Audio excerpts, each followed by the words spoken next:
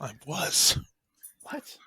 Oh, he's smiling. Okay, hey, welcome to episode 94 of the Zenspath 4-Button Podcast. I'm your host, Jeremy Powers, and joining me today, once again, we have a full set of four, starting off with Steven. How you been? Rachel. Hello. She has a dog. I do. And that dog has more of a face than our other guest, Chris. Boo. Ooh, so scary. Once again, still a mystery. Man, we don't know what he looks like. So, oh man, it has been kind of a weird day. It's probably hopefully be a little bit shorter episode. I went into this episode with severely low blood sugar, I found out, and was like trying to eat Pop-Tarts really quick before we started. So I don't like fall over. But we're gonna go ahead and talk about what we've been up to. And Chris, since we can't see you, we're just gonna go ahead and assume you're doing something you shouldn't be, and we're just gonna call on you like in the middle of class. So what have you been up to? Present. All right. I'm different from the last episode. Aha. Well, I've been really into Gravity Circuit, which is basically an homage to the Mega Man X and Mega Man Zero series of games. It's independently made. It's on Steam, Switch, PS5, and everything. It's very lovingly made, and anybody who really likes the Mega Man X style of games, I would definitely recommend it. You know, it's not like those homage games that are only kind of scratch the surface. This really feels like it could have been a sequel. Oh, wow. Aside from that, I'm also playing a ROM hack of Metroid Zero Mission done by a friend of mine who specializes in color altering in order to get the GBA extra color, because old Game Boy Advance games didn't have backlights, so you really needed to, squeeze out as much extra color as possible. So she specializes in, just making the colors a little more palatable for computer screens. And it's fun to go back to that game. I'll have to check that out. Yeah, I'll send one to you later. Sweet. And aside from that, I've also tried this new Pokemon Go Unconscious game that everybody's talking about. It's probably the easiest thing I can spend hours playing. All I have to do is conk out. It's great. If it requires sleeping, I would not get that much game time in because I keep staying awake. That's my worry. I think it yells at you because you have to set yourself a bedtime. And Snorlax yells at you if you're not coming to bed on time. Oh, so no. My sleep schedule is so bad that I would fail this game. So all he does is get mad, but you get a special prize if you go to bed when you promised him to. So I tried Pokemon Go, and I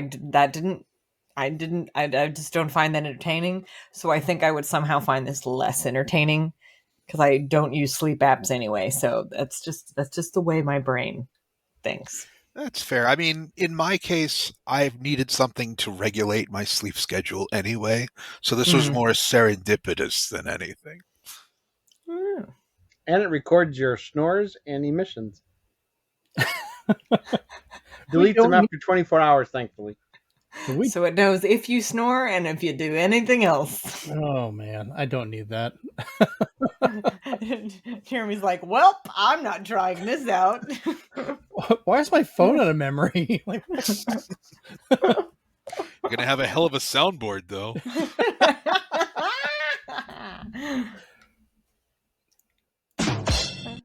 There we go. We'll use the one soundboard we finally have. There you go. It's the first time I've actually used that for a show. Now I got to figure out how the hell that's going to be edited in. Lovely. Next up, we'll go with you, Steven. What have you been up to? So I got to finally play a little bit of Kirby's Dream Land Deluxe, which was a lot of fun, and I saw that they cleverly took all our favorite Kirby mini games and just threw them in there as a separate amusement park. Mm-hmm. I thought that was really, really awesome. And right now I'm just playing co-op throughout it with Chris right now, so it's going pretty well. We'll get back to it probably in a year or so. I really want to play Sea of Melee Island. It's just finding the time because I Mm-hmm. really want to. I love the lore. I beat Curse in like I don't know a day. Oh, Yeah. wow. Because I was just like I need to know what happens. And I was loving the comedy there, so I know they're gonna bring that over pretty well. And then lastly, I did the extra step with Pokemon Sleep, so I have the Go Plus. That thing's huge. Um, It's like a yeah. hockey puck. Right? So a few advantages, which I will point out. So to use Pokemon Sleep, which is probably why Chris is getting one of these, is that you have to keep your phone plugged in, charged, running the app on your bed. It needs to be on your bed. And that's not safe, especially since phones get warm, phones get hot. Not a good idea. I do that every night. I guess I am not safe every single night of the week. This does not get warm or hot or whatever. So you can just put this on your bed, underneath your pillow, wherever you want, and it's fine. If it ever is skewed too far and is not, at a horizontal, acceptable angle, it'll turn red. But if when you press it, Pikachu will sing you a lullaby to hopefully get you to sleep. Oh, God. And Adorable. And then when you're done in the morning, when you've woken up, you have to press it again, and Pikachu basically sings the what do you call it? When you heal your Pokemon and goes ding ding ding ding ding. Yeah. Yeah, he sings that, which is cute. Peek, peek, peek, peek. And then you just start the app, and then he records everything here. Okay, I best say, are we going to hear you fart or something? Like, what's going on here? I recorded it. For me, it recorded me coughing at 2 a.m. and basically like flapping around the pillow to get it off of my face. Like it's very light right now because he's trying to sing you to sleep. It's Twinkle Twinkle Little Star. Oh, okay. It's like, that's super. You can stop it at any time, but then when you're done. And the rest of the night, this thing should be like, go to sleep. You said you were going to bed. Yeah, because then right now it's saying I'm asleep, and then see if it'll allow me to say I'm awake again. No. It says nobody sleep for 2 seconds. Well, we've messed up your sleep record. Sorry about that. No, when he sings it again, it'll start over again. I thought about getting one of those because it also works for Pokemon Go, if I remember correctly. Yep, it can do both things for you. I've Interesting. already got the watch and everything. Why not get that But, too? like, Go got too much for me, so I was just like, this is something like Chris said is easy to play. You just go to bed. Okay. So, Rachel, what you been up to? So, since we last spoke, I bought some Halloween decor last weekend while I was hanging out with a buddy of mine. And I got a bunch of stuff from Joann's, and I'm going to repaint it to make it look better. Like, I don't really like the paint job on the skull with the snake coming out of its eye socket that I got from Joann's, and then I got another, like, just some things, and I almost redo like all of the Halloween decor that I get because, like, I just they do their best, but their best is not up to my standards. Not freaky enough. It's like it's not. You gotta add some authenticity to this. You gotta add some grunge. You gotta make it look real spooky and ancient. None of this I hit like people with it to get that actual blood splatter on. Honestly, I mean, you do you, boo boo. But yeah, that's what I did. So I'll probably be doing that repainting this weekend. I might go live on Instagram when I'm doing that because I did that the last time I repainted something, and I had a lot of friends pop in, and it was fun just to chat as I was working on stuff. Oh, that's cool. My dogs are barking. There they go. And there goes yours. Does anybody else find it disturbing though that the Halloween candy and decorations is out and it's not even August? Yeah, that's a good point. That's funny. All right, so I apologize. Yeah. Dogs happen. I don't know. Well, Lola started it, so I don't know. What Your dog what that was about. finishing it. Yeah, well, she always has to have the last word. She's a Chihuahua. Let's be honest. That's just how she is. There they go again. Anyway, this is just the par for the course for having dogs, guys. That's fine. But I've also been playing. I played Sea of Thieves: The Legend of Monkey Island, so it's not complete yet. They're doing a new release episode, Tall Tale, each month. So we got the first one this month. We'll get another one next month, and et cetera, until it ends. But of course, I'm not going to spoil too much, but it's got basically all of the original voice cast back with some other familiar voices too, which is really, really nice. They did an excellent job with the character design.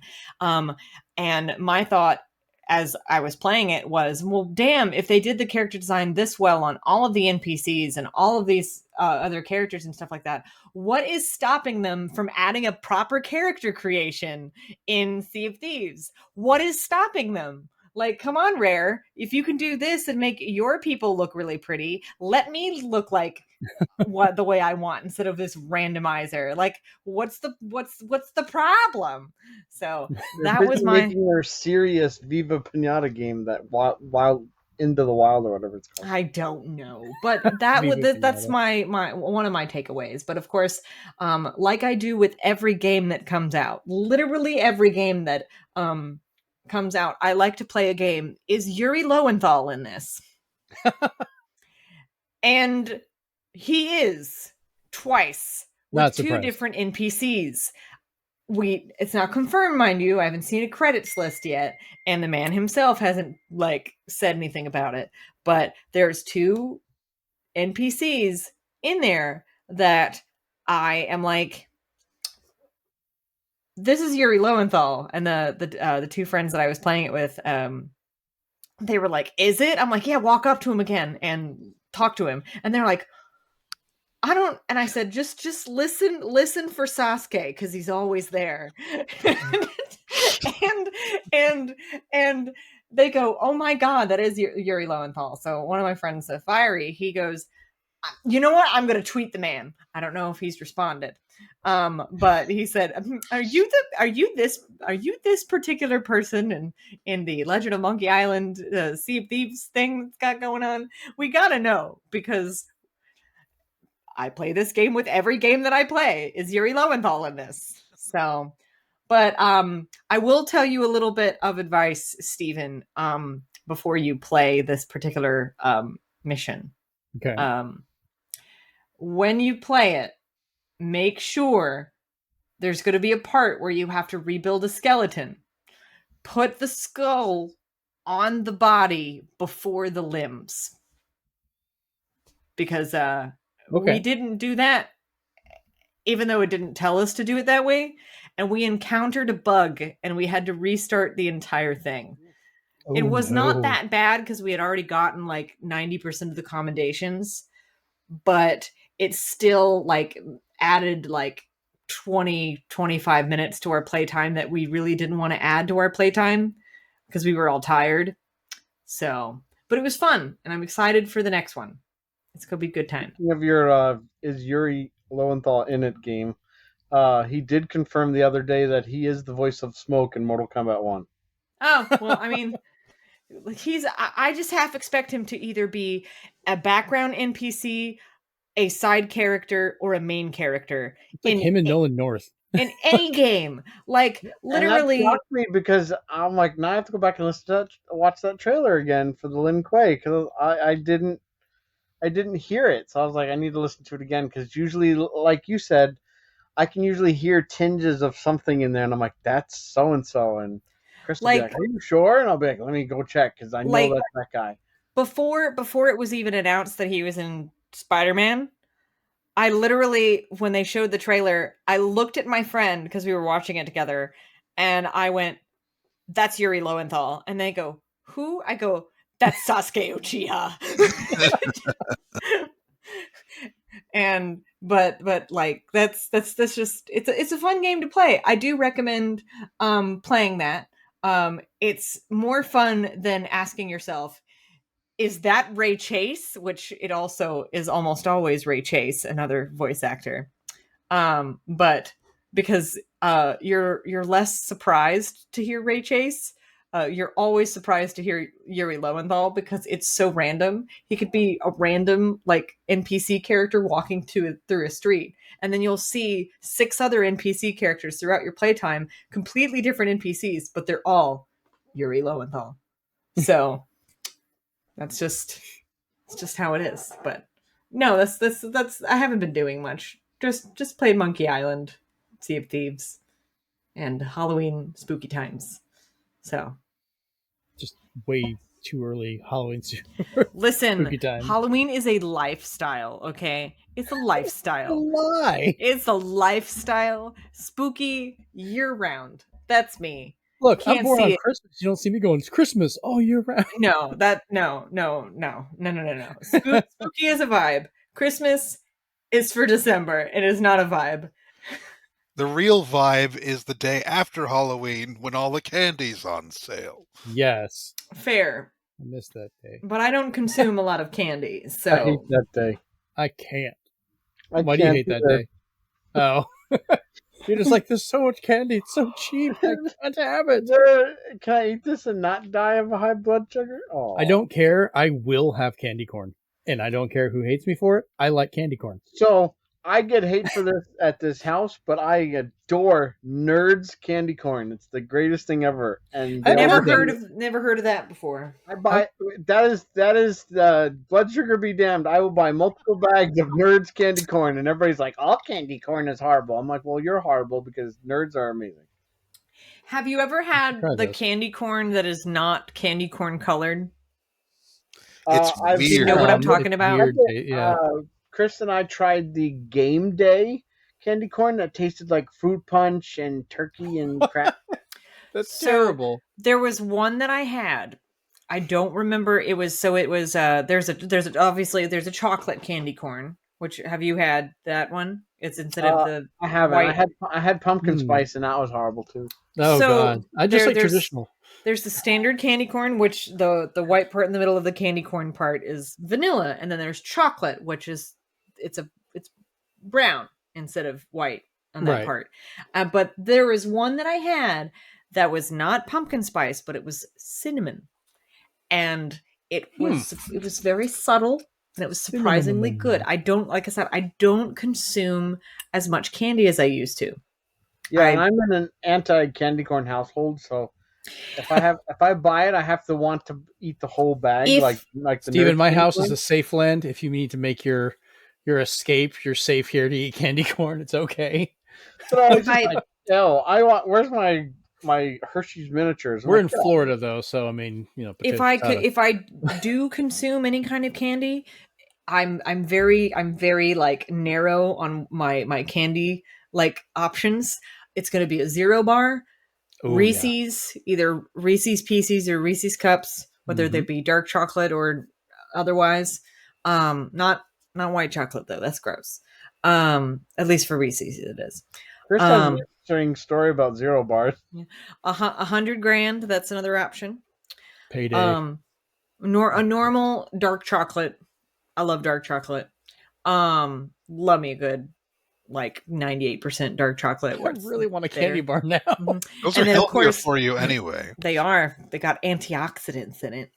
And then of course my favorite candy bar, which y'all can look it up. It looks weird, but it's a Zagnut bar. That is Oh, my I know what favorite. That that is amazing. I love Zagnut. I know. I actually Zagnut. I introduced Jeremy, I introduced John and Joey and the rest of the Super RPG friends people to Zagnut bars not too long ago, and I was telling somebody about it and they were like, "Man, that looks so weird." And then they looked at like what the flavor was and they were like, "Oh, actually, you know what? Now I want to try that." Fast forward a couple weeks, like a week or two later, and they were like, "I tried it and it is delicious. How have I never known about this before?" And I was like, "Do you want to know how I discovered it?" I can. And then they said, "Oh, is it a weird story?" I'm like, "Nah, it's just the Beetlejuice movie. He pulls a Zagnut bar out Yep. and uses it to lure a fly to him so he can eat the fly." And that's, I don't know, it just stuck with me. I'm like, I knew looks that like- was going to be your answer too. As soon as I'm you like- said Zagnut, I was like, that was in Beetlejuice. And I'm like, that it just stuck with me. I didn't have one until I was like 10 or 11 years old, and the memory came up, and I was like, man, I've never had one of those. And I went into the Piggly Wiggly when it opened, and they had them. This is like years later. And I was like, huh, I'm going to try these. And I bought one, ate it in my car, immediately went back into the store and bought the whole box. I liked it that much. I've done that with Zero bars before. I see, someone else likes Zero bars with me. I love it. I like Zero bars. What are you talking about? The best part is he got questioned at an airport about it. Yeah. I got questioned because they stopped me at an X-ray. I'm like, is this entire box of Zero bars yours? I'm like, yes, please make sure that gets on the plane with me. They don't have these in my home state. I need these. I rationed them out for my goodness. Oh, that's fantastic. All right. Well, I guess I'll go into what I've been up to. And I finally started playing and ended up actually beating a game called Donut County. Love that game. I've heard good things about it. Kim and Megan played it on stream not too long ago with the Crit Show. It's really short. Like I probably could have finished it in one sitting, but so for some weird reason, Samsung a week or so ago decided, hey, if you've got Samsung Pay, we're going to give you $25 of Xbox currency. And I'm looking at my phone while I'm at work going, all right. So I signed into it because I've already got it. And it's like, lo and behold, they gave me $25. I've been buying little digital titles going why not? But Donut County was on sale for $3. Mm-hmm. Nice. Super cheap. I was very proud of myself. I did not buy anything on the Steam summer sale because nothing jumped out at me. Oh, you were in a coma. That makes sense. It's a Steam sale. You don't even have Steam, and people will be like, I bought a game somehow. Listen, I looked through it, and I was like, no, not today. I know I bought that Valve Complete Pack because that was actually a really good deal to get all of Valve's games they ever made for $7. I didn't see that, but I don't really play those. Portal 2? For me, it was oh, you'll get some of the old Counter-Strikes. I'm like, no, I'm good. I don't need those. I just saw some Portal and Half-Life I had never heard of, and I was like, yeah, I'll take those two. So, but I ended up playing, I said, Donut County for a while, and I absolutely love the comedy of it. I've been going back and kind of messing around trying to get some of the achievements because those are kind of funny. But just the whole idea of a raccoon destroying the town is just great. I was laughing the whole time. Yeah, it's a simple and short game, and it doesn't have much in the way of, you're not going to play it again once you get all the jokes, but it's a fun experience. Yeah, the only thing I found annoying is some of the text messaging goes on too long. I just want to kind of play, but I get that's what they're trying to do when they're texting back and forth. But I mean, that's the only gripe I had. Everything else was really funny. Like I said, it's a very compact game. I finished it. It took me 2 nights only because I played it for a couple of hours, went to bed, the next day I played it when I got home from work and was finished 2 levels later. I was like, I could have just finished this. Just didn't realize it. Other than that, it is Pikmin 4 day, as we have all got our lovely Pikmin, hopefully. Haven't played it yet. I don't get to play that until after the show, so y'all are welcome. I held off my Pikmin for you guys. No wonder you want this to be a quick episode. Well, I mean, that and I'd like to eat dinner and see my wife, who I also bought a copy of Pikmin. Amanda likes it, so I bought her own copy. Why not? So we've been playing that. I got my Pyra and Mithra amiibos that came in, and if the video works this time, you'll see this. Otherwise, it's 2 anime people. That's what it is. They're just weird sword anime people. And they're also kind of the same person, but not really. Right. This is also just annoying. Part of why I wanted to show this is to annoy the crap out of my son Jeremy, because he's a huge Xenoblade Chronicles fan. He didn't get these. So I also want to their poses mirrored so they can hold hands. Aww. I'm mad I didn't get that 9 CD. You're welcome. Xenoblade. Well, their hands aren't level to each other. They're way off from each other. Oh, so I mean, did they not upload that soundtrack anywhere, Steven? They one website was the only website to have it because they were like the Xenoblade distributor for it, and they were doing them separately. But then I forgot that during April they did a pre-order month where for $200 you got 9 CDs and you got every single Xenoblade everything except for X in there. All the expansions, all everything. Why they always got to get? It's only a matter of time before somebody thankfully Right? rips that. But for right now, I was just like, wait, I forgot about that, and I was like, oh crap, no, I don't have it. So I'll have to see if Jeremy got it. Hopefully he did. I mean, it took you're right. It'll happen eventually where somebody like it'll end up somewhere for it to be more accessible. It took them a while to do that with the box set for the Final Fantasy VII remake, but the only thing I wanted from that was the special CD that had all the jukebox music on it.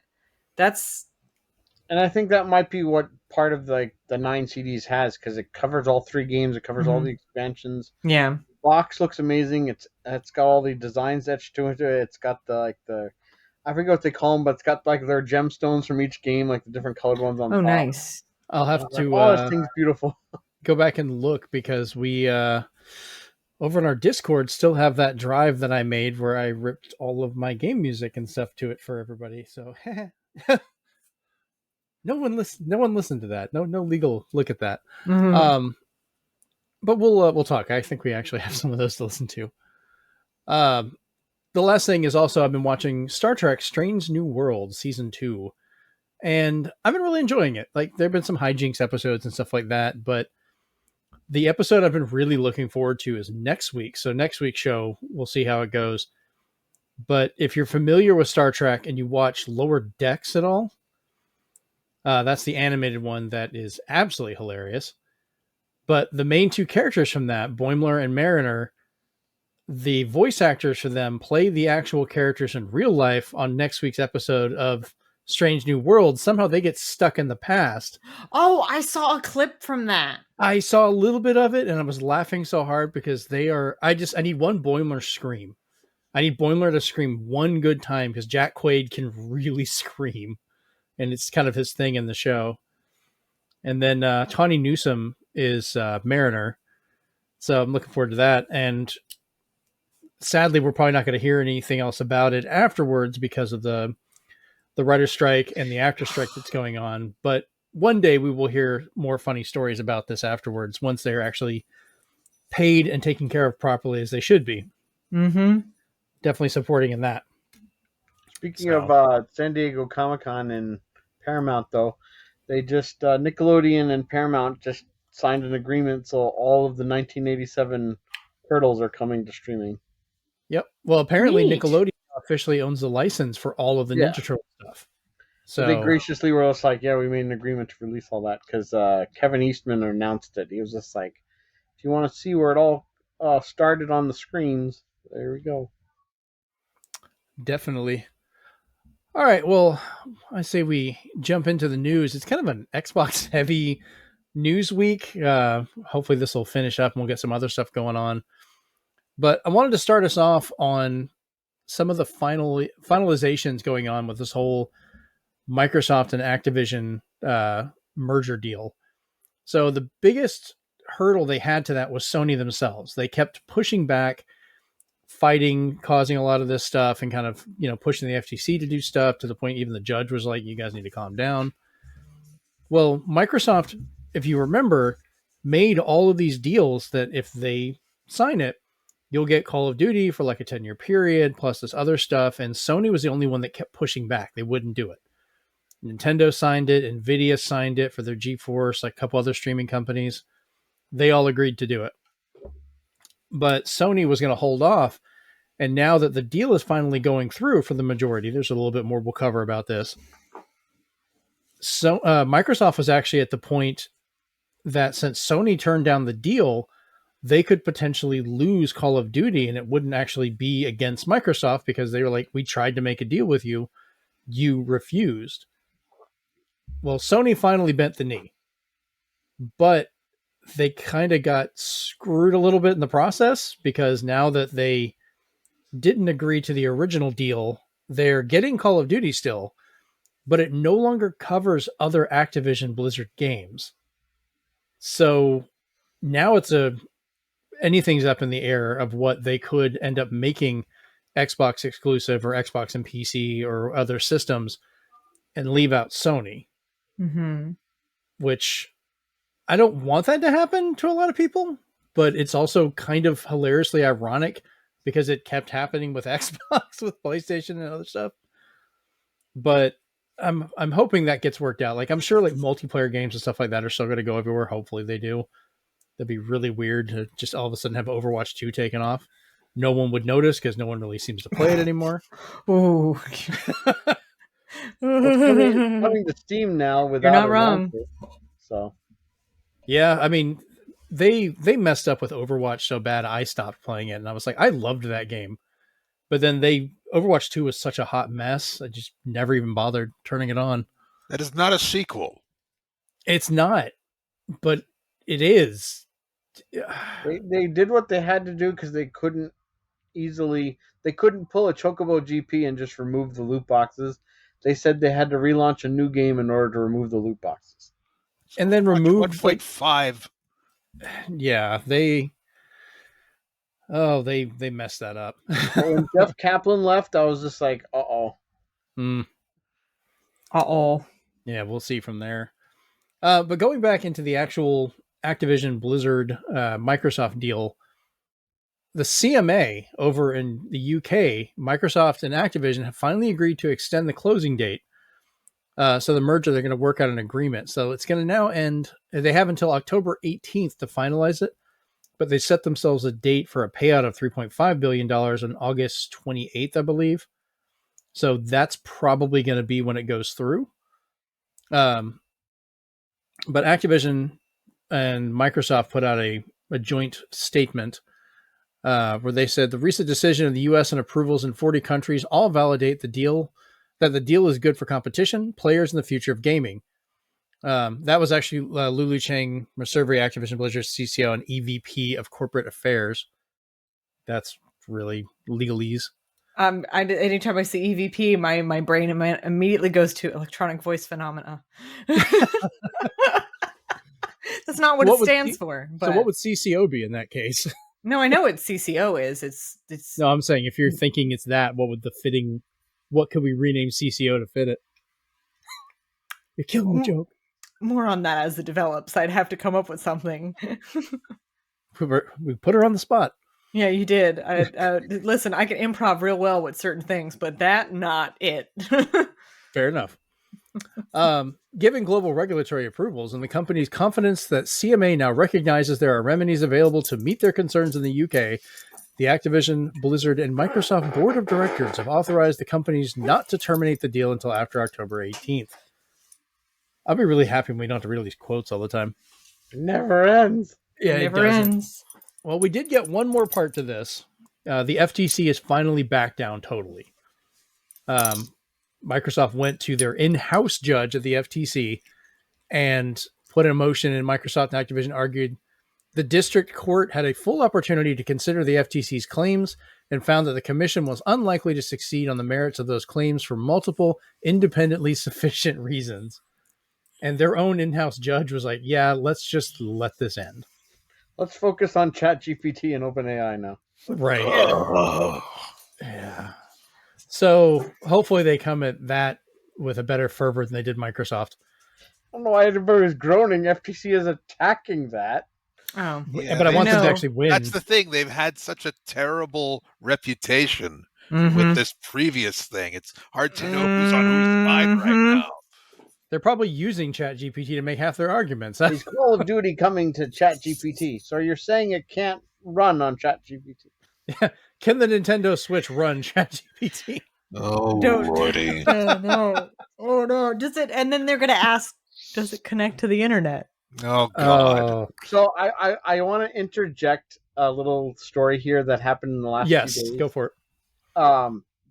That our Discord, if you guys join our Discord, you can see some of these stories. But one really funny one was some Redditors, especially of a certain bigger group for World of Warcraft, found that there was an AI going through the Reddit groups and trying to scrape together keywords, sentences, enough to make articles. So it was just trying to make articles for the sake of making articles. Mm-hmm. The WoW community, World of Warcraft on Reddit, got a hold of this information and all banded to be on the same page to start talking nonsense about something that does not exist in World of Warcraft. So they literally said, I'm really excited for the Glorp to make it into World of Warcraft. I saw that. Because they said, I want to fight the boss Quackion and fight his aspect of ducks. And they all kept talking about that so much that now an article is out there written by AI saying that, WoW players are really excited for the new Glorp expansion. And I'm sorry, but we need to come with a definition for the term aspect of ducks. I don't know what it can refer to. Be creative with it.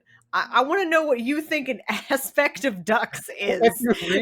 Does he cast a spell and shoot just ducks out of his staff? If you read the Reddit page, it's hilarious because everybody's doing their best to stay in character and saying like Quackion's just a reskin of Deathwing, and like no, he's got the aspect of ducks with him, so Quackion is really hard to beat. What I'm thinking, aspect of ducks just appear? Aspect of ducks needs to be a party spell where your group flies in formation like ducks from one body of water to another body of water. That's the whole point of it. I am Carl, King of Ducks. You want to know what? You know what? You know what's really funny though? It would have been more terrifying if this whole thing was with geese and not ducks. Am I There's wrong? a limit to their madness. No, I'm not. You don't mess with geese. You don't mess with geese. Because geese mess back. Geese do mess back. Those are some scary big birds. They're scary. Yeah. All right. So hopefully we will have a chilling a little bit of time for all of this FTC and, the merger madness.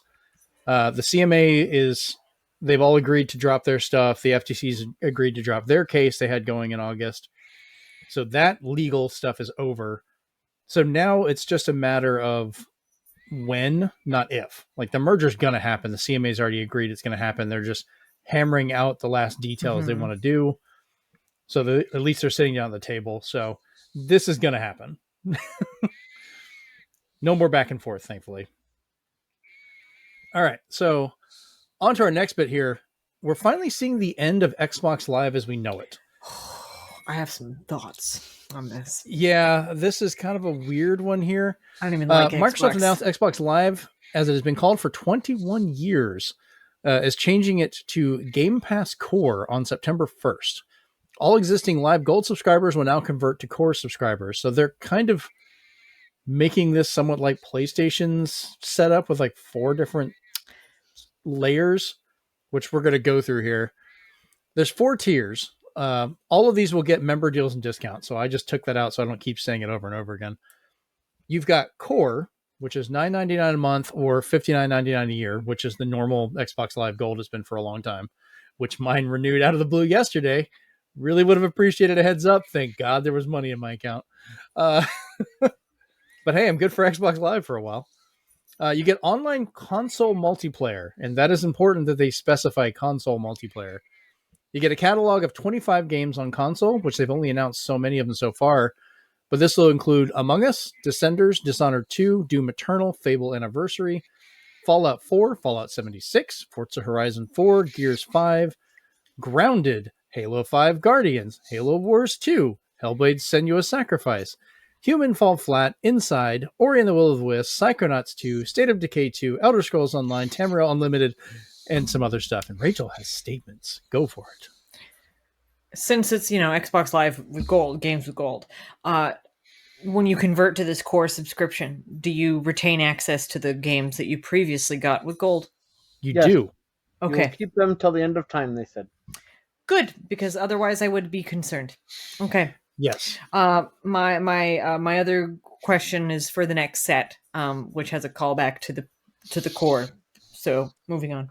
Yes. The next layer is console. This one is $10.99 a month, so it's $1 more. No word on if these other ones get a yearly rate. Really hope they would have one. There's no multiplayer. I don't know. I don't know why. That's just kind of weird. Here's my statement: if it costs $1 more per month for just console version, just console only, with access to 100 games, at least, more so than the $9.99 a month and new games on day one, et cetera, et cetera. If it's $1 more and the previous version gets online multiplayer, why does the $10.99 one not get multiplayer? I guess it doesn't make any sense. So I'm guessing it's a trade-off where you zero get sense. You get the hundreds of games. Like if you don't play online, you get access to the library and there's games on day one and stuff like that.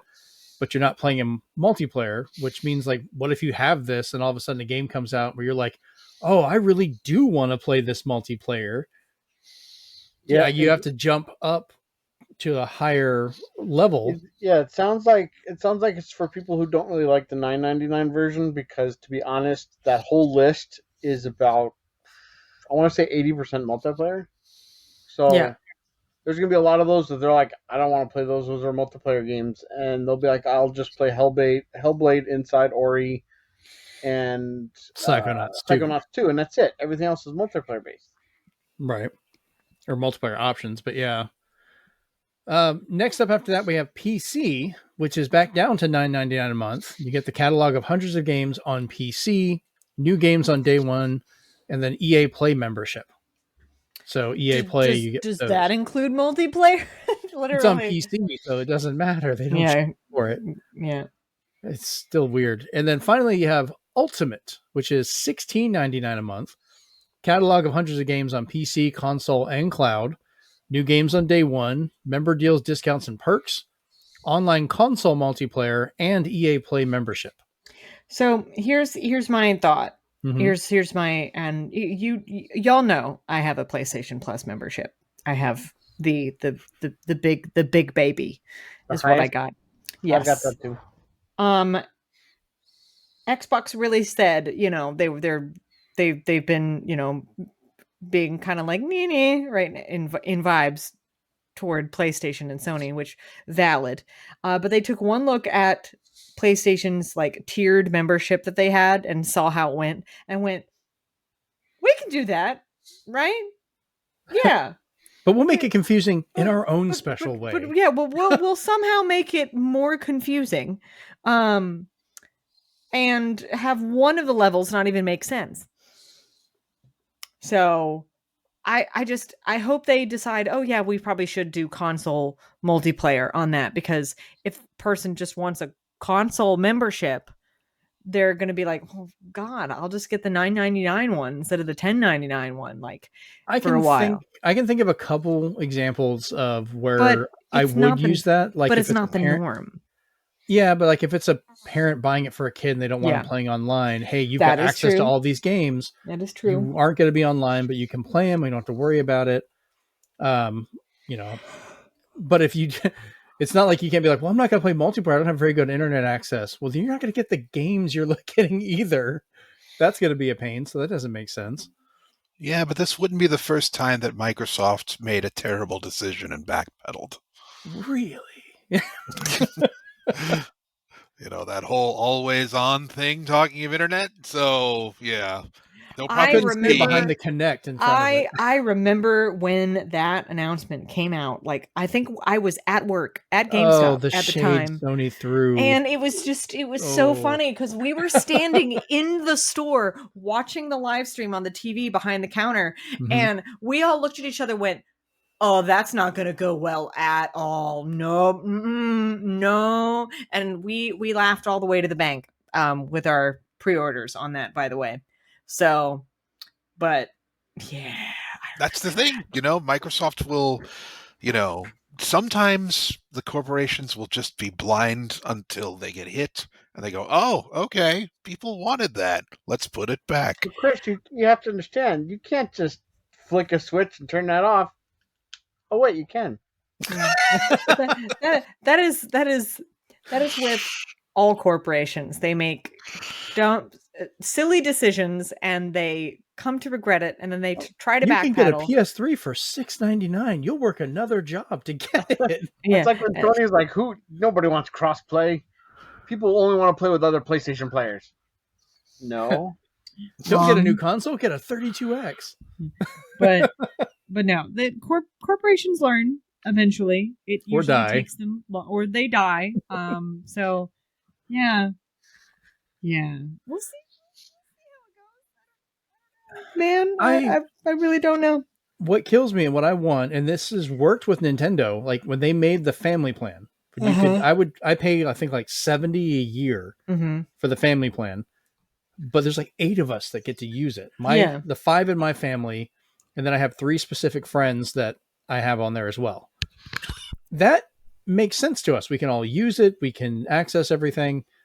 I would pay for a family plan, even if it's only like 3 or 4 people. They are doing it, but they're testing it in Canada and New Zealand, I think, right now. They officially canceled all of those.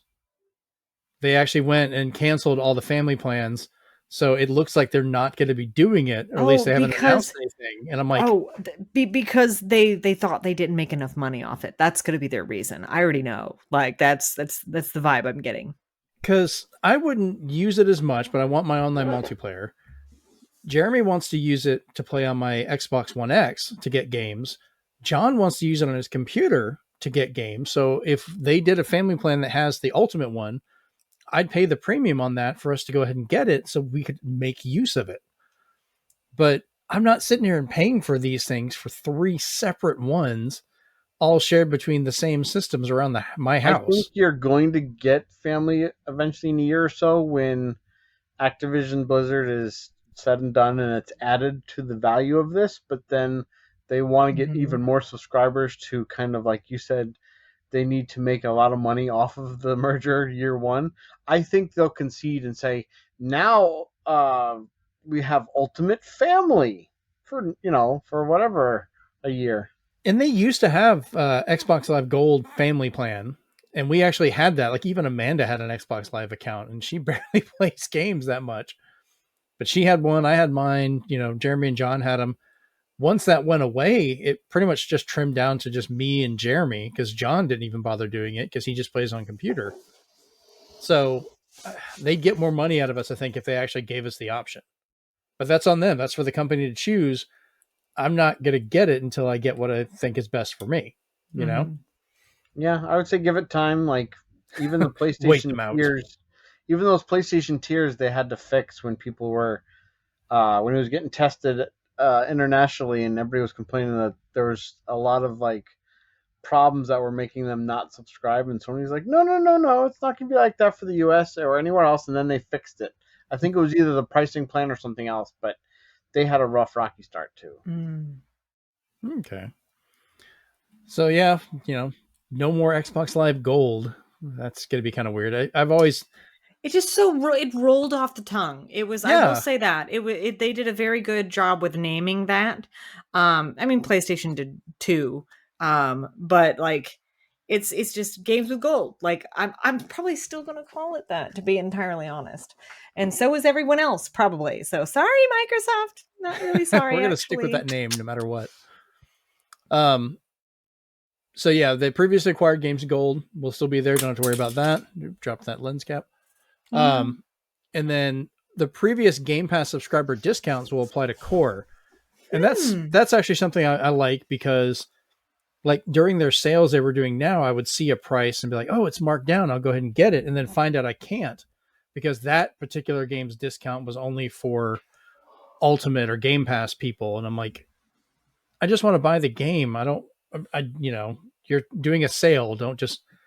They need to find a better way to market. So the fact that they can put the sales on for everybody again just clarifies things, I think, because that kind of annoyed me. Both the non-Nintendo systems need to figure out an easier way to access their demos. Oh, yeah. Yeah. And Nintendo just needs to figure out online. Nintendo, they never will. Search, games with demo, and then my Switch slows down because it's trying to load like 12,000 demos and mostly shovelware. But anyway. Oh, What do yeah. you guys remember back with like the 360 where it was a requirement every game had a demo? You could just go try out a game. I miss that. Yeah. Like that was such a fun way to find games and give them a shot. I mean, You know? there a lot of companies are getting better about releasing a demo. I will say I'm incredibly proud of Square Enix, even though they've done some weird things lately. Almost every game that I have played that is theirs, that is released in the last couple of years, has had a playable demo where the progress carried over into the main game, so you didn't feel like you were playing like a separate scenario or something like that. Um, and I'm glad that they are doing it that way, and I would love for that to kind of continue in other companies too, because I just think that's a really good way to get people hooked on your game. Like, it is like you get to a certain point and you're like, oh my god, what's going to happen next? Well, I have to buy the game now. Well, that's what So happened with Pikmin 4. Like Awesome. that, you can play the demo and all your stuff carries over. that's what happened And with you Final get- Fantasy 16. Yeah, So and that one, the Pikmin 4, you also get that Pikmin Bloom. You get Ochi to ride around on in your app. yeah. What? Mobile game. Yeah. Hope I haven't missed it. All right, what we have missed that has surprisingly come back all of a sudden is a whole bunch of Xbox 360 era Call of Duty games. So a number of the old Call of Duties are now playable online again after Microsoft, not Activision, but Microsoft went in and just did a server matchmaking fix. And now they have over 100,000 players online for Call of Duty Black Ops alone. And they've got some of these Call of Duty games have more congruent players than Halo does. Which, Halo That's saying Infinite something. use. But people just wanted to get back into these, so they're up and going. This also led to a fix for older games like Shadowrun. Whose idea was that? For That's what? a waste of resources. Well, Shadowrun apparently was already running, but when they fixed Call of Duty, it also fixed Shadowrun. So it's just kind What's of like, next? hey, You're gonna fix matchmaking for Tenchu Z? why not? I mean, I'm hoping more titles come back to life. Like, I really want my Transformers, War for Cybertron, and Fall for Cybertron to be playable again. Like, I love those. That is Activision. Yeah, it's a Hasbro license. Hopefully, they'll be like, hey, we can make money off this, but we'll see. I'm really hoping more of these games get added for backwards compatibility. Like, I know they said they were done with that, but they have a whole new market of games. Yeah, they hopefully can they add. say surprise. All these Activision games have opened up. I know we're not getting an E3 anymore, it seems, but man, that'd be one of those RIP. great E3 announcements. Yeah, we still have E2.5. People are still doing the directs. Yeah. We have Jeff Keighley and Mountain Dew. All right. So Sony and Insomniac, our last little bit of news here, they actually showed off some more Spider-Man 2 at San Diego Comic-Con today. But part of why I wanted to bring this up is we got a story trailer that showed more of what's actually going on in like Peter's life, Miles, but it also introduces us to Harry Osborn, who was Which is hinted at cool in the because- first game. Yeah, you only got to hear his voice when he Yep. in the thing, so that was kind of cool. Is it the same voice actor? Do we know? I haven't had a chance to go back and listen. Tony Todd? Say what? Tony Todd? No. He's the voice of Venom. Yeah. I'm talking about Harry Osborn's Harry. voice. I also Yeah, wanted it to, seems like- since it's not mentioned in here, Mhm. I haven't watched the trailer in its entirety, but I've seen clips and screen caps and stuff. I am so mad. I'm not so mad. I'm so mad that they haven't given us the option to go back to the previous Peter model. But number two, on the other half of this is I'm glad that they fixed the new Peter model's face so he doesn't look like such a child anymore. So that's my I'm 2 little cents. Peter Parker. Yeah, I'm like, he's supposed to be like, older college age type dude. He's an adult. He's an actual adult, like he's a grad student kind dealio. And didn't look like that in the new model that they used, but they seem to have fixed him. And one of my coworkers at lunch today showed me a screenshot, and he goes, "He looks like a bully." And then contextually, now I'm just like, well, With the symbiote suit. the symbiote. So no. Peter's kind of a dick. he kind of is a dick. Yeah. Yeah, but it's the suit. It's the suit, though. So Yeah. I am glad that he doesn't look like such a child anymore. That was literally the first thing I noticed in the clip that I saw. I paused it. I looked at my friend and goes, "Well, I'm glad he doesn't look like a sweet baby boy anymore because he's not supposed to be." So, Well, it's how many Spider-Man retellings do we have? He just gets reborn over and over again until we finally get to a new story. let the man sleep. Just let him have a nap. I'm just surprised. I appreciated what they did with the Venom voice in the movies, the way they just took, because the original Venom voice actor for the movies passed away, so they had to regroup. And what they did was they just took Tom Hardy's voice and manipulated it so it sounded gravelly and low. So not having the same voice actor do both here was just like, you're already making Spider-Man try to sound angry, so you get an angry Yuri Lowenthal that sounds horrible. But I was just like, why use two voice actors? Just use one guy. I don't know. Yuri Lowenthal can do a pretty good angry voice, so Not in Spider-Man, no, because he's just like, I'll take you down. I'm like, okay, drink some coffee, get rid of that phlegm. Yeah, but we're talking about Tony Todd. I will take Tony Todd. It's fine. Let that man speak. Basically, we have Candyman being Venom, so I'm here for that. Yeah. Or Kern from Star Trek Deep Space Nine and Next Generation. For those that remember, I'm looking forward to it. It's another. I haven't bought a lot of games this year. Like I think I've bought 4 total so far, as like console stuff that I'm actually playing. So, I will probably replay the first one before this one comes out. I hope. The PS5 version was really well done. Like you had to get thankfully they made it where you can buy it separately, but I bought the version of Miles Morales on PS5 that came with the digital re-release of it, and really enjoyed I still have my PS4 copy with the original character model, so I'm a little partial to that one. With the correct Peter Parker skin. With the correct Peter Parker skin. I'm just saying. In my head, I'm like, Yuri, I got your back. I got your back. Peter looks older. You're not playing a child. The one just looks like Clay Aiken. I don't like it. Yeah. He looks like Clay Aiken and Tom Holland merged together into some child. Was it Scott the Woz? Like everyone's like, oh, it just looks like Scott. Like, hey y'all, Peter here. Oh Christ! Yeah. Oh God! But put them next to each other. You're just like, somebody modeled him after him. He had to have. Well, I mean, no. So from what I was told, the new model looks very close to whoever did their mocap, and that's why it looks like that. Gotcha. And they did that to make the motion capture work a little better. And I'm just like, okay, I get that, but it's still stupid. So I hear you. I don't want to hear it, but I hear you. Exactly. But or no, what was it? The Avengers with I haven't with played Fury. my own. It's like I acknowledge your choice. It's a stupid ass choice, but see, I haven't put the War Machine on us. Like we're gonna change faces and actors. I haven't played Miles Morales yet, but yeah, I probably should. Peter's not in it that much. Oh, I know he's not in it. That's why I didn't buy it, because really fun. I am a Spider-Man's one of my favorite superheroes. And I'm a Peter Parker gal. I don't accept other Spider-Men very well. It is absolutely. Ouch. It's kind of a. Wait, what did you say? You're Ben Reilly. I know. I just don't accept other Spider-Men very well. So I'm just saying. It doesn't replace Peter. Peter's still there. It's just somebody else that has the title. It's fine. I know.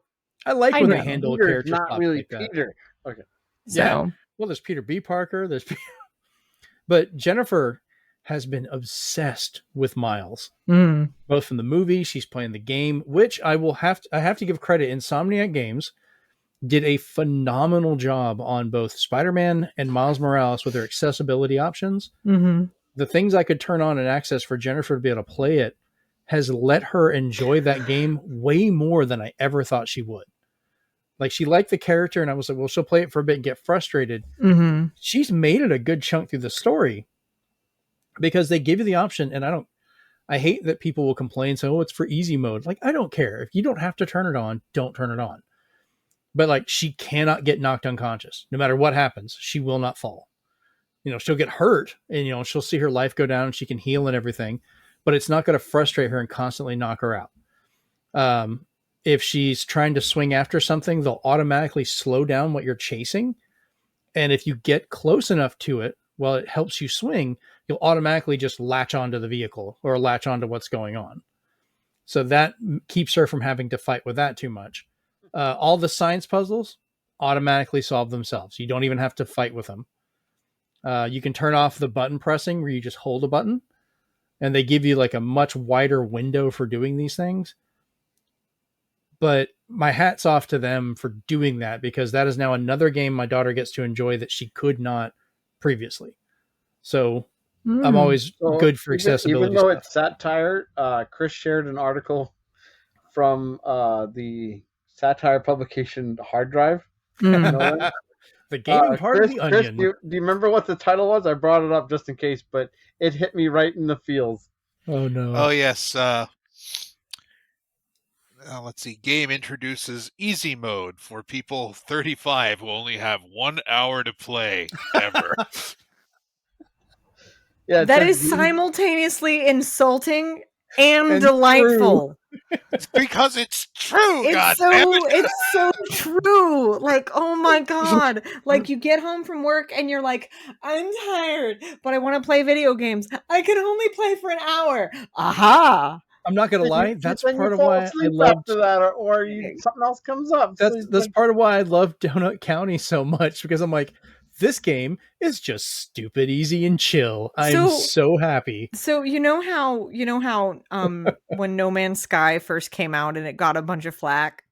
Yeah, I was there day one. Oh, so was I, and I remember playing it, and I go, it's not good, but it's not bad, because I can play this for an hour and then go, do whatever the heck I'm gonna do, come back the next day, play for an hour, and I feel like I'm not lost, because I was lost anyway. The entire game is you being lost in space, so it doesn't matter where you are when you pick up the game again. All you're gonna do is just explore and do space stuff. So it's kind of like my Skyrim rule. Yeah. I'll load up Skyrim after not playing it for a couple of years. I'll come out of a cave and be like, I'm going to go that way. And I just start walking, and I guarantee I'm going to get into some shit. You know that? I don't know if you guys have ever seen, it's like one of those newspaper comics that is just one single pane.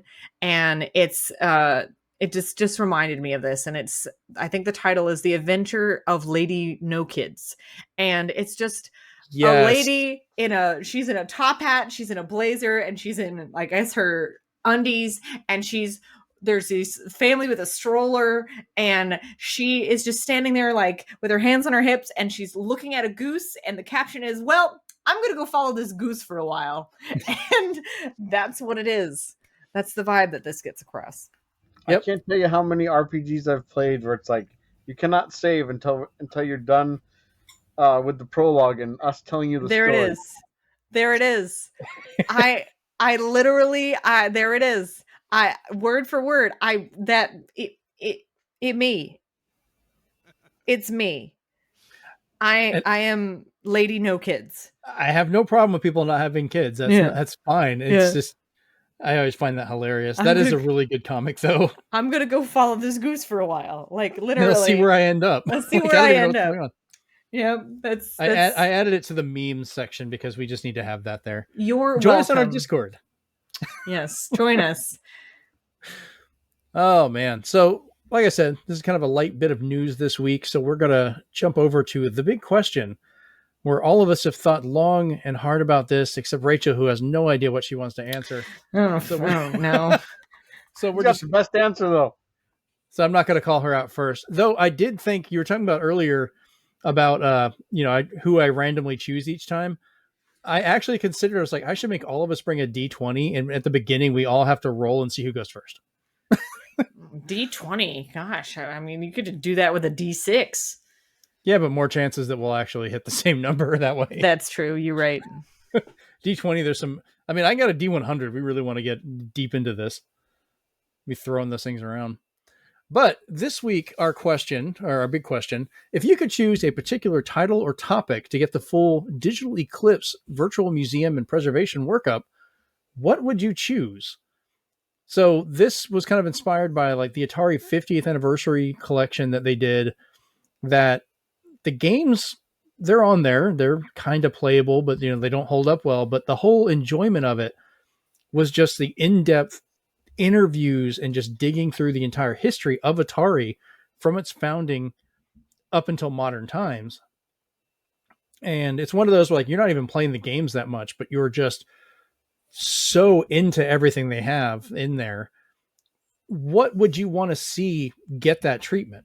They're doing, like, what was that? The karate game that's coming out and stuff like that. Karateka. Thank you. Or Karateka. Yeah. What's it? Karateka. However it's pronounced. People argued about it. But Stephen, I was going to start with you.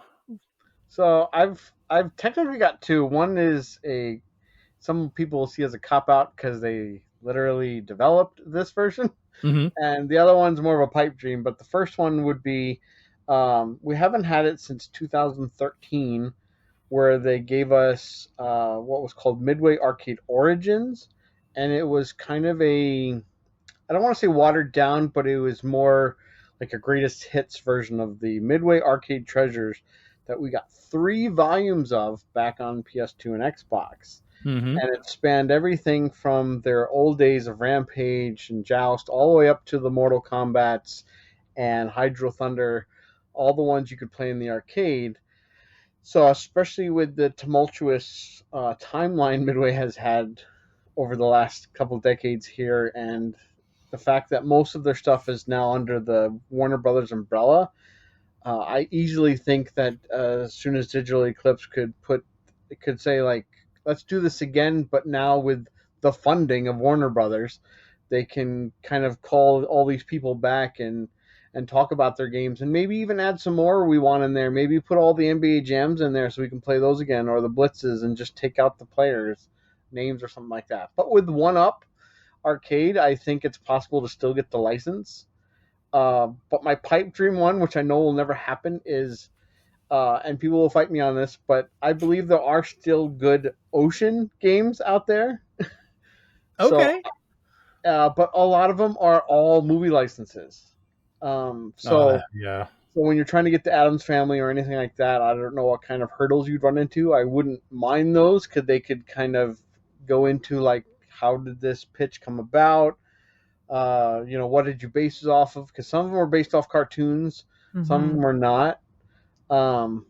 And I know there's probably somebody out there listening who wants an LJN collection just so they can play Beetlejuice again.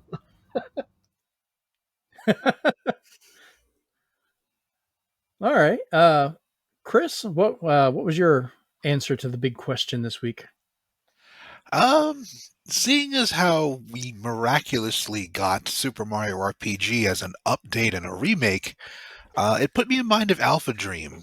And one thing that tends to happen often that I cannot stand is an original version of a game being delisted, ignored, or just disappearing once its replacement shows up. Because honestly, there are a lot of people that would prefer the originals, and that's how I felt about Superstar Saga. I liked the original Superstar games, but the remake and they both have good bits.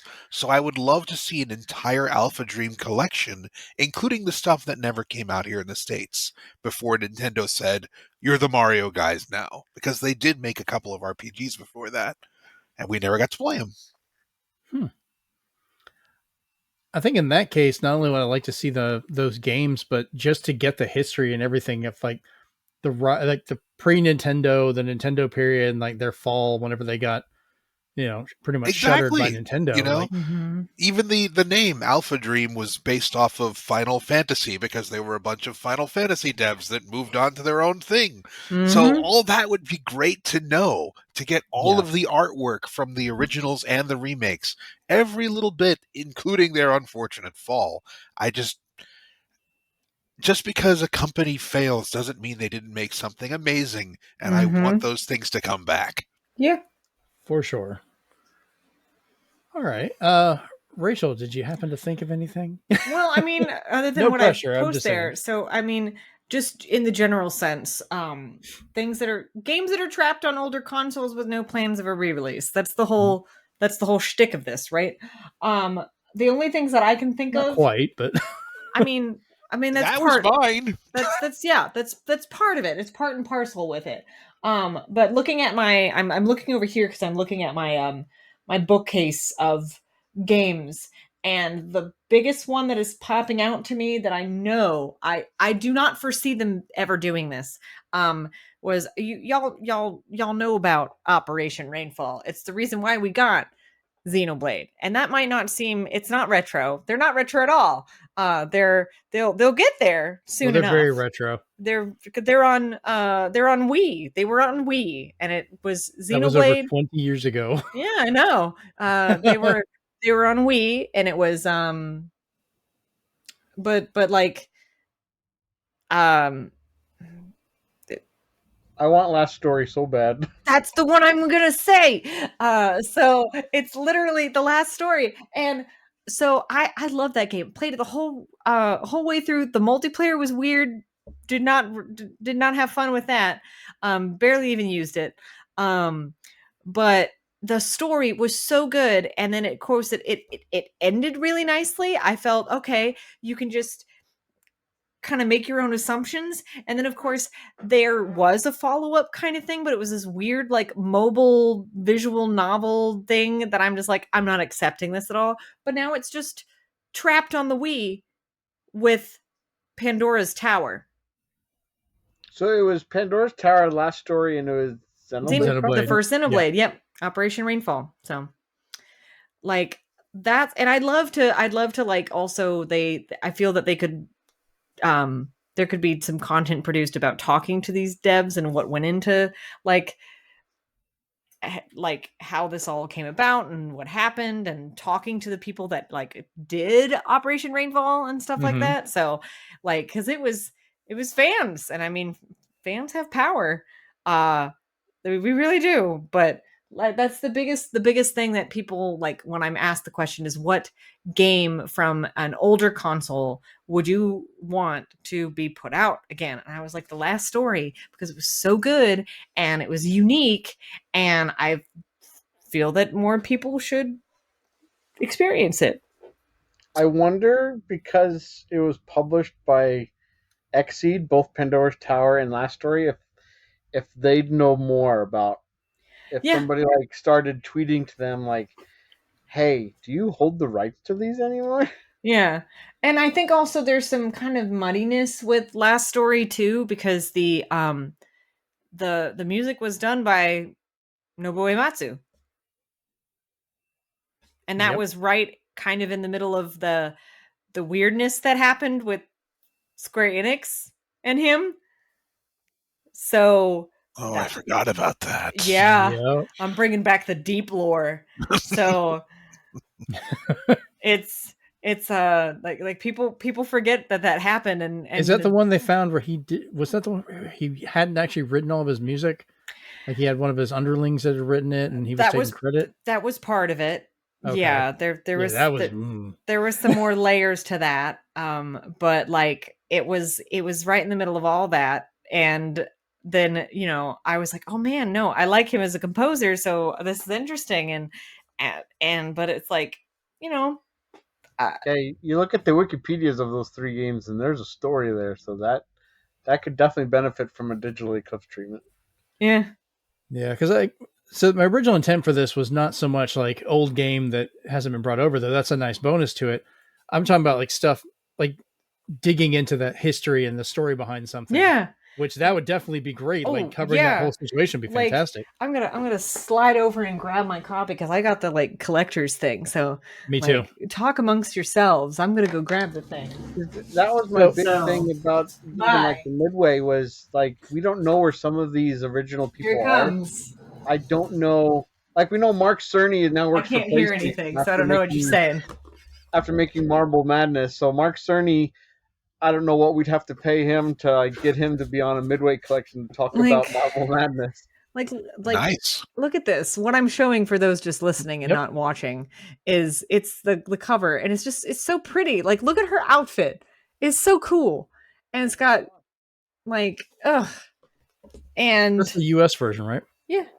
I think that's the same one I have. It came with, this really nice game case, and it says, it's a Hironobu Sakaguchi game with music by Nobuo Uematsu. So, and you're right, it is Xseed Games.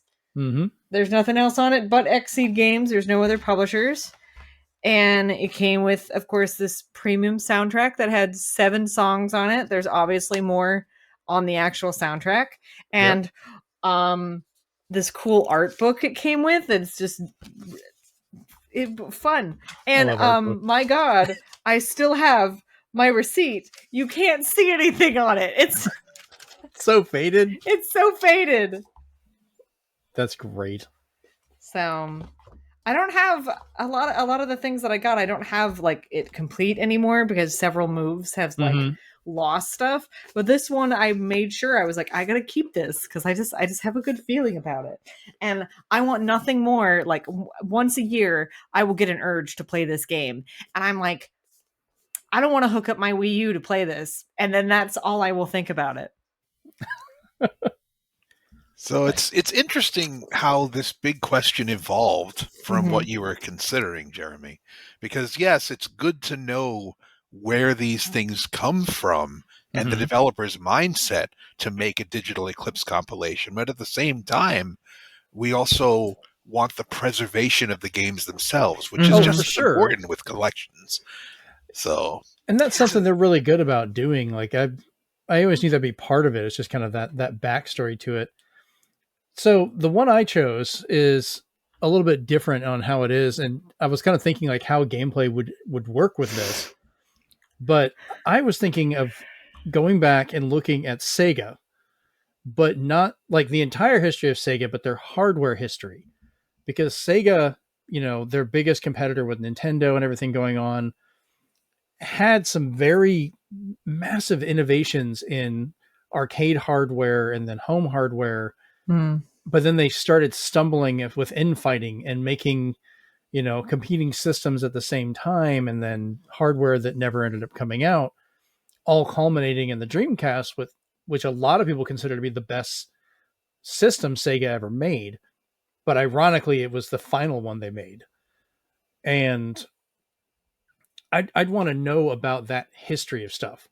Going through, like maybe they could find some of the old tech demos so you could kind of play like what they were showing off for each of the different bits of hardware. They could have some, demos or, even particular games in this collection to try out. But it's such a rich tapestry of the weird decisions they made, from like the 3 different versions of the Master System, the SG-1000 and everything before it became the Master System, which was technically the SG-1000 Mark III. And then, that all whole back and forth. And you had those super scalar arcade machines, which ended up leading to, some of their first 3D hardware where you had like Virtua Fighter and things like that came up. And just that whole evolution as they went along. I've always found that so interesting of a story and something to kind of dig through. Yeah, I have a lot of those visual books that have been kickstarted in the past, that everything from the Genesis to the Dreamcast, because you wanted to know kind of like their whole tumultuous history, the social construct known as the console wars that went through, what Tom Kalinske, all the great things he did for Sega, that Sega of Japan was just like, we want Sonic to be a punk rocker, and he's like, that's not gonna work. Stuff like that. On your point though, if you want a funny trip down memory lane for Sega, oh boy, it has been translated, but there is a game for Dreamcast that you can legally get somewhere called Sega Gaga. I will just read for the viewers the basic synopsis. It's described as a Sega simulation The player takes control of Sega Taro, who must help save a struggling Sega from losing to its rival Dogma, who owns 97% of the console market. Gameplay involves battling employees and other characters throughout various Sega development studios, some being taken from older Sega game franchises. It features many tongue-in-cheek references to Sega and the video game industry, particularly Sony and their PS2. I will definitely have to check that one out. I've got a modded Dreamcast that I can, if I can get a hold of a digital version of the disc with its translation, I can play it on that. Or I can help you get a Steam Deck version. I'm okay with that. But either way, yeah, it's interesting because Sega is one of the few companies that decides to poke fun at themselves, because would never think that type of game would be on any other company. Sony's not taking pot shots at themselves. Nintendo did once, and it's a game called Captain Rainbow. We never got it either. I know. When you look at why we funny. didn't get it, it makes perfect sense why it never came here, Chris. Fair. But that was the only and last time that I remember that a company was like, yeah, we'll make fun of some of our franchises, and I don't think Nintendo appreciated Captain Rainbow. I think one of the funniest bits of that Sega Gaga thing was how Alex Kidd was relegated to a retail worker because Sonic took his spot as mascot. Oh my god. That's great. Okay, I really want to play this now. I've heard of it. I remember seeing it pop up in some of the Dreamcast magazines back in the day that I still have. So I'll have to dig into those some more. All right. Well, I think we've pretty much wrapped up this show for this week. I know it's been a little bit of a shorter one, but we kind of needed to make shorter ones anyways. We've been talking a lot. We have. But it's fun. But now that we're doing this kind of on a weekly basis now, we should trying to trim it back a little bit. But we're going to go ahead and go off where we normally tell you where we can find you on the internet. And for the sake of time, Chris, we're going to start with you. Where can we find you on the internet? At these coordinates. And Snake? I won't repeat myself. Snake! Funny. I try. Sorry, Chris, go ahead. That's all right. That's all you got. Oh, okay. That's what you get from me. All right. Steven, where can we find you on the internet? You can find me lacking a blue check mark on Twitter at loading_time. You can find me on Discord with just .nintendo, because that's or Nintendo dot, sorry, because that's what they gave me. And yeah, I'm still playing around with Hive and Blue Sky. When I'm more set up, I'll share that more. Okay. Rachel, where can we find you on the internet? You can find me on Twitter, Threads, and Instagram at Outrageous. That's OUT_RACHEOUS. You can also find me on Twitch, also at Outrageous, without the underscore. So that's where I'm at. Not much has changed between episodes, but yeah. Well, let's people know where we are. I've been your host, Jeremy Powers. You can find me over at Twitter at Zenspath, ZNSPATH. You can also find me over on Threads and Instagram at ZenspathCOM. If you are listening to this and you want to see the video version of it, if the video works this time, because I've been fighting with Zencaster a little bit, trying to get this working, you can watch this over at youtube.com/ZenspathCOM. Or if you're watching this and you want to listen to it, zenspath.libsyn, LIBSYN.com. And as we've mentioned multiple times, come talk with us over on the Discord. You can chat with all of us that are on the show. Tell us how bad we're doing or if we're doing something good, and so forth over at bit.ly/Zenspathdiscord. All right, this has been episode 94 of the Zenspath 4-Button Podcast, and we're out. Peace. Get me pictures of Spider-Man. Yeah.